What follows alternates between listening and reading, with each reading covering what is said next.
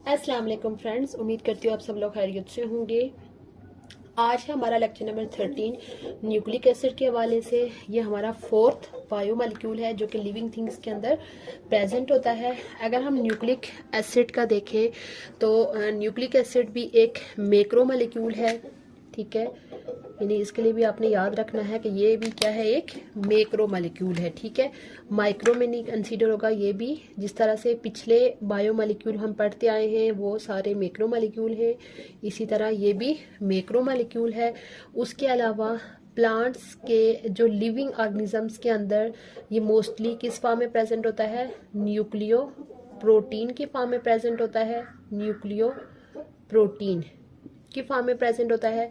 Nucleo protein mean के यहाँ पे क्या होगा कि न्यूक्लिक एसिड ने यानी कि किसके साथ बनाया होगा, यानी सेल के अंदर ये न्यूक्लियो प्रोटीन की फॉर्म में प्रेजेंट है, यानी जिसमें न्यूक्लिक एसिड और प्रोटीन ने आपस में क्या किया हुआ है, बॉन्डिंग की हुई है।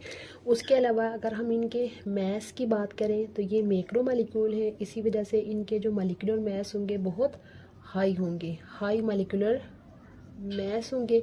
उसके अलावा ये लॉन्ग थ्रेड लाइक स्ट्रक्चर होते हैं, लॉन्ग थ्रेड लाइक स्ट्रक्चर होते हैं न्यूक्लिक एसिड। इनके फंक्शन जो है वो मैं लास्ट पे डिस्कस करूंगी कि इनका जो है वो क्या फंक्शन है। अब हम देख लेते हैं कि ये न्यूक्लिक एसिड बनते कैसे हैं, यानी इनके न्यूक्लिक एसिड की फॉर्मेशन में कौन कौन से कॉन्स्टिट्यूएंट्स जो है वो इन्वॉल्व होते हैं, या आप कंपोनेंट्स भी बोल सकते हैं, कुछ भी बोल सकते हैं, ठीक है। न्यूक्लिक एसिड की फॉर्मेशन के अंदर जो है वो 3 कंपोनेंट इन्वॉल्व होते हैं। पहला कंपोनेंट होता है पेंटोज शुगर। पेंटोज शुगर, 2 तरह के पेंटोज शुगर होंगे, ठीक है। या तो शुगर हमारे पास राइबोस होगा या शुगर हमारे पास डीऑक्सी राइबोस होगा, यानी हैं ये दोनों शुगर बट 2 तरह के शुगर होंगे। पेंटोस 5 कार्बन वाला शुगर और राइबोस या डीऑक्सी राइबोस, एक ये चीज़ न्यूक्लिक एसिड की फॉर्मेशन में यूज़ होगी। उसके अलावा दूसरी चीज़ जो होगी एक हीट्रोसाइक्लिक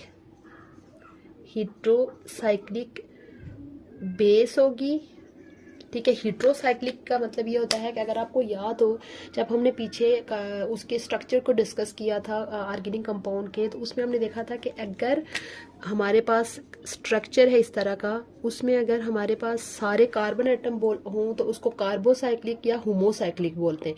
लेकिन अगर यहाँ पे हमारे पास एक कार्बन को हटा के उसकी जगह कोई हीट्रो एटम या नाइट्रोजन आ जाए, ऑक्सीजन आ जाए, सल्फर आ जाए, तो अब इसको होमोसाइक्लिक नहीं बोलेंगे बल्कि इसको क्या बोलेंगे, हीट्रोसाइक्लिक। तो अब देखिए इसका का नाम है हीट्रोसाइक्लिक बेस। इट्स मीन कि इनके अंदर जो साइकिल है उसके अंदर कोई जो है वो हीट्रो एटम प्रेजेंट है। तो अब ये जो हीट्रोसाइक्लिक बेस होती है इनको नाइट्रोजीनस बेस बोला जाता है। कौन सी बेस इनको बोलते हैं, नाइट्रोजीनस बेस। अब ये जो बेसिस होंगी ये भी 2 तरह की होंगी, या तो प्यूरीन बेसिस होंगी और दूसरी तरह की बेस होती है पिरिमिडीन। 2 तरह की बेसिस यानी कि न्यूक्लिक एसिड के अंदर प्रेजेंट होती हैं।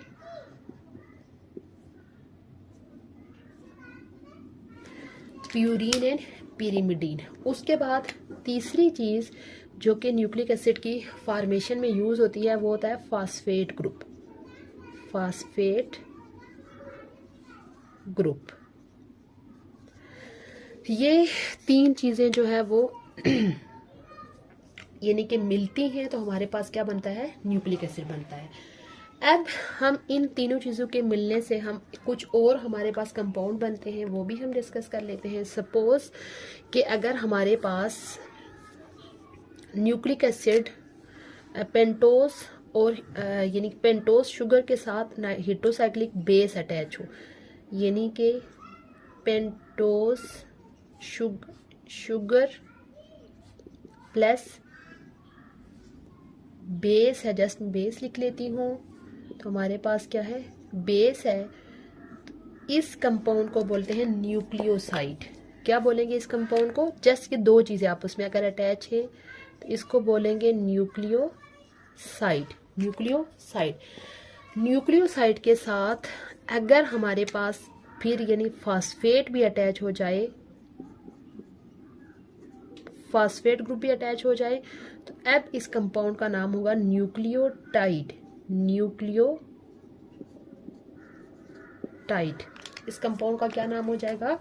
न्यूक्लियोटाइड। यानी कि पेंटोज शुगर और बेस जब मिलेगी तो न्यूक्लियोसाइड बनेगा, और अगर ये तीनों चीजें मिल रही हैं तो हमारे पास क्या चीज बनेगी? न्यूक्लियोटाइड बनेगी। अब ये जो न्यूक्लियोटाइड है बेसिकली ये बिल्डिंग ब्लॉक है न्यूक्लिक एसिड का। यानी कि ये जो न्यूक्लियोटाइड है ये क्या है? बिल्डिंग ब्लॉक है, building block of nucleic acid.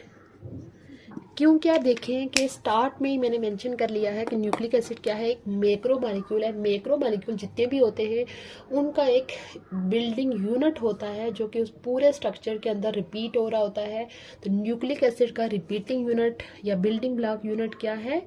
Nucleotide. जिस तरह से प्रोटीन का हमने पढ़ा था अमाइनो एसिड है, उसके अलावा जो कार्बोहाइड्रेट का जो बिल्डिंग ब्लॉक था वो मोनोसेक्राइड, अगर हायर की बात करें उनके अंदर मोनोसेक्राइड यूनिट रिपीट हो रहे थे। उसके बाद अलावा हमने अगर लिपिड्स की क्लास में देखा था फैटी एसिड और ग्लाइसिरोल जो है वो हो रहे। तो अब ये जो न्यूक्लिक एसिड है इनका बिल्डिंग ब्लॉक क्या है? न्यूक्लियोटाइड है। अब हम इसकी टाइप्स को डिस्कस कर लेते हैं कि इसकी यानी कि न्यूक्लिक एसिड क्या जितने भी न्यूक्लिक एसिड है एक जैसे होते हैं या उनके अंदर कोई डिफरेंस भी। इनकी टाइप्स को डिस्कस करें तो ओवरऑल इसकी दो टाइप्स होती हैं। एक टाइप को बोला जाता है डीएनए और दूसरी टाइप को बोला जाता है आरएनए। अगर हम इनका एब्रीविएशन लिखें, डीएनए होता है डीऑक्सी राइबो न्यूक्लिक एसिड और आरएनए होता है राइबो न्यूक्लिक एसिड। इन दोनों के अंदर मेन डिफरेंस क्या होता है? शुगर का होता है। जैसे कि स्टार्ट में मैंने मेंशन कर लिया कि या तो शुगर राइबोस होगा तो या तो डीऑक्सी राइबोस होगा। इसके देखें नाम से ही मेंशन है डीऑक्सी राइबोस, तो इसके अंदर कौन सा शुगर प्रेजेंट होगा? डीऑक्सी राइबोस शुगर इसके अंदर प्रेजेंट होगा। और इसके अंदर कौन सा शुगर प्रेजेंट होगा? Ribose sugar. इसके अंदर कौन सा शुगर है? राइबोस शुगर जो है वो प्रेजेंट है, जिस वजह से इसको राइबो न्यूक्लिक एसिड, और इसके अंदर डीऑक्सी राइबोस शुगर प्रेजेंट है जिस वजह से इसको डीऑक्सी राइबोस बोला जाता है। अब ये जो डीएनए है इसको बोला जाता है कि ये जेनेटिक मटेरियल के तौर पर काम करता है। जेनेटिक मटेरियल यानी कि वो मटेरियल जो कि वालिदैन से अपने बच्चों के अंदर कैरेक्टरिस्टिक को क्या कर रहे हैं? मुंतकिल कर रहे हैं। वो ज़रूरी नहीं है कि जस्ट हम ह्यूमंस की बात करें, वो तमाम एनिमल्स की बात है कि अपने वालिदैन से अपने बच्चों में जो कैरेक्टरिस्टिक्स मुंतकिल होती हैं वो किसके जरिए से मुंतकिल हो रही हैं? डीएनए की वजह से। और इसी वजह से डीएनए को क्या बोला जाता है? ये एक जेनेटिक मटेरियल है, यानी कि ये रिस्पॉन्सिबल है कि पेरेंट्स से अपने यानी कि जो उनके बच्चे होंगे उनके अंदर कैरेक्टरिस्टिक्स को क्या करना? मुंतकिल करना, ट्रांसफ़र करता है हेरिडिटी कैरेक्टर को। उसके अलावा अगर हम प्लांट, ये देखिए सपोज हमारे पास ये सेल है, सेल के अंदर न्यूक्लियस होता है। ये जो डीएनए होता है ये कहाँ पे प्रेजेंट होता है? यहाँ पे। तो सेल के न्यूक्लियस के अंदर जो है वो डीएनए प्रेजेंट होता है। न्यूक्लियस ऑफ सेल सेल के न्यूक्लियस के अंदर प्रेजेंट होता है। इसको अगर हम बायोलॉजिकल मॉलिक्यूल्स में देखें तो इसको स्टेबल मॉलिक्यूल माना जाता है कि ये बहुत ज़्यादा स्टेबल मॉलिक्यूल होता है। तो स्टेबिलिटी की वजह से डीएनए को इमॉर्टल कंसीडर किया जाता है। इमॉर्टल मीन ऐसा सेल जिसकी कभी भी डेथ नहीं होगी, यानी इसको क्या बोला जाता है? ये इमॉर्टल है, यानी इसकी डेथ नहीं होती। तो उसके अलावा अगर हम देखें कि यही जो डीएनए है, डीएनए के अंदर से क्या प्रिपेयर किया जाता है? आरएनए प्रिपेयर किया जाता है। यानी कि ये जो आरएनए है वो कहाँ से बनता है? ये डीएनए के अंदर से ही जो है वो आरएनए को प्रिपेयर किया जाता है। उसके बाद अगर हम आरएनए की बात करें तो आरएनए भी जेनेटिक मटेरियल के तौर पर काम कर कि जो डीआरएनए है वो किसके अंदर जेनेटिक मटेरियल होगा, कुछ प्लांट्स के अंदर और कुछ एनिमल वायरसेस के अंदर जो है वो आरएनए जो है वो as a genetic material present होता है। आरएनए की अगर हम लोकेशन देखें तो ये जिधर डीएनए है तो ज़रा डीएनए ही आरएनए को बना रहा है, तो जिधर डीएनए प्रेजेंट होता है ये डीएनए के साथ साथ प्रेजेंट होता है। यानी ऑलरेडी हमने डिस्कस किया कि डीएनए किधर प्रेजेंट होता है, सेल के न्यूक्लियस के अंदर। ये सेल के न्यूक्लियस के अंदर होगा, साइटोप्लाज्म के अंदर होगा। साइटोप्लाज्म यानी कि ये जो पोर्शन है इसके अंदर आरएनए प्रेजेंट होता होगा। साइटोप्लाज्म के अलावा ये राइबोसोम्स की जो मेम्ब्रेन होती हैं उनके अंदर भी आरएनए प्रेजेंट होता है। मेम्ब्रेन्स ऑफ राइबोसोम्स की मेम्ब्रेन के अंदर भी आरएनए प्रेजेंट है। कहाँ कहाँ पे? न्यूक्लियस में, साइटोप्लाज्म में और राइबोसोम्स की मेम्ब्रेन में। उसके अलावा अगर हम आरएनए का स्ट्रक्चर कंपेयर करें डीएनए के साथ तो वैसे आरएनए भी हमारे पास गेंट मॉलिक्यूल होता है, बट अगर हम इसका स्ट्रक्चर डीएनए से कंपेयर करें तो डीएनए की निस्बत इसका स्ट्रक्चर क्या होगा? शॉर्ट होगा, शॉर्टर देन डीएनए की निस्बत ये शॉर्ट है। उसके अलावा अगर हम ये देखें तो ये जो होता है ये डबल स्ट्रैंड होता है। इसका डबल स्ट्रैंड मीन के ये इस तरह का इसका स्ट्रक्चर होता है, इस तरह से। ये देखें, ये चीज़ इस टाइप का इसका स्ट्रक्चर होता है। लेकिन अगर हम आरएनए की बात करें तो आरएनए हमारे पास सिंगल स्ट्रैंड होता है। सिंगल स्ट्रैंड मीन कि एक इस तरह से होगा तो यही वापस अपने ऊपर जो है इसकी रैपिंग, एक स्ट्रक्चर है उसकी वापस अपने ऊपर क्या हुई होती है? रैपिंग हुई होती है। यानी सेल के अंदर इसकी डिफरेंट टाइप्स होती हैं, मैसेंजर आरएनए, ट्रांसफर आरएनए और राइबोसोमल आरएनए। उसके अलावा आरएनए जो है जिस तरह से मैंने यहाँ पे डिस्कस किया कि डीएनए से क्या प्रिपेयर किया जाएगा आरएनए, और आरएनए आगे क्या किसको प्रिपेयर करने में हेल्प करता है। आरएनए के अंदर से किसकी यानी कि ये सारे आरएनए से ये किसके सेंसेस में यूज होते हैं? प्रोटीन के सेंसेस में, प्रोटीन सेंसेस। यानी कि मैसेंजर आरएनए, ट्रांसफर आरएनए और राइबोसोमल आरएनए से आगे क्या प्रिपेयर की जाती है? प्रोटीन, जो कि एक और बायोमॉलिक्यूल है जो ऑलरेडी हम पीछे क्लास के अंदर डिस्कस कर चुके हैं। ये था हमारा आज का लेक्चर जिसमें हमने न्यूक्लिक एसिड को डिस्कस किया।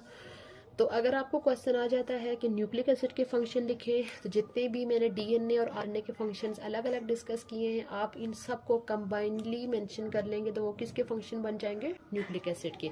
न्यूक्लिक एसिड जो है वो एक मैक्रोमॉलिक्यूल होता है और ये अगर हम लिविंग थिंग्स के अंदर बात करें तो ये न्यूक्लियो प्रोटीन के तौर पर प्रेजेंट होता है। न्यूक्लियो प्रोटीन में न्यूक्लिक एसिड और प्रोटीन का कम्बिनेशन। उसके अलावा इसका मॉलिक्यूलर मास बहुत हाई होता है, ये लॉन्ग थ्रेड लाइक स्ट्रक्चर होता है। अगर इसकी कंस्टिट्यूएंट्स की बात करें तो ये इसके अंदर पेंटोज शुगर होता है, यानी राइबोज या डीऑक्सीराइबोज। दो तरह की बेसिस प्रेजेंट होती हैं जिनको नाइट्रोजनस बेसिस बोला जाता है, प्यूरिन और पिरीमिडीन। उसके अलावा फास्फेट ग्रुप होता है। अगर हमारे पास जस्ट पेंटोज शुगर और बेस अटैच हो तो उसको न्यूक्लियोसाइड बोलेंगे, और अगर फास्फेट ग्रुप यानी तीनों अटैच हो जाए तो उनको न्यूक्लियोटाइड बोलेंगे, जो कि न्यूक्लिक एसिड का बिल्डिंग ब्लॉक होगा। तो ओवरऑल न्यूक्लिक एसिड की दो टाइप्स होती हैं, डीऑक्सीराइबोज डीएनए और ribonucleic acid, deoxy ribonucleic acid DNA और राइबोन्यूक्लिक एसिड आरएनए। डीएनए के अंदर शुगर होता है डीऑक्सीराइबोज और आरएनए के अंदर शुगर होता है राइबोज। डीएनए और आरएनए जो है वो दोनों एज अ जेनेटिक मटेरियल काम कर रहे होते हैं, लेकिन डीएनए जो आरएनए होता है वो किसके अंदर जेनेटिक मटेरियल होता है? कुछ प्लांट्स के अंदर और एनिमल के वायरसेस के अंदर डीएनए प्रेजेंट होता है न्यूक्लियस के सेल। उसके अलावा अगर हम स्टेबिलिटी देखें तो डीएनए जो है वो बहुत स्टेबल मॉलिक्यूल होता है, जिस वजह से बोला जाता है कि डीएनए इमॉर्टल है। डीएनए के अंदर से आरएनए की प्रेपरेशन होगी। डीएनए डबल स्ट्रैंड होता है डीएनए के अंदर। उसके अलावा अगर हम आरएनए की प्रेजेंट देखें तो आरएनए न्यूक्लियस के अंदर, साइटोप्लाज्म के अंदर और राइबोसोम्स की मेम्ब्रेन के अंदर प्रेजेंट होता है। जो आरएनए होता है वो डीएनए के निस्बत थोड़ा शॉर्टर होता है, सिंगल स्ट्रैंड होता है, और आरएनए सेल के अंदर डिफरेंट फॉर्म्स में पाया जाता है, जैसे मैसेंजर आरएनए, ट्रांसफर आरएनए, उसके अलावा राइबोसोमल आरएनए। और ये जो जितने भी आरएनएस हैं ये आगे प्रोटीन की सिंथेसिस के अंदर यूज़ हो रहे होते हैं। ये था हमारा आज का लेक्चर जिसमें हमने न्यूक्लिक एसिड को डिस्कस किया। उम्मीद करती हूँ आपको आज का लेक्चर अच्छा लगा होगा।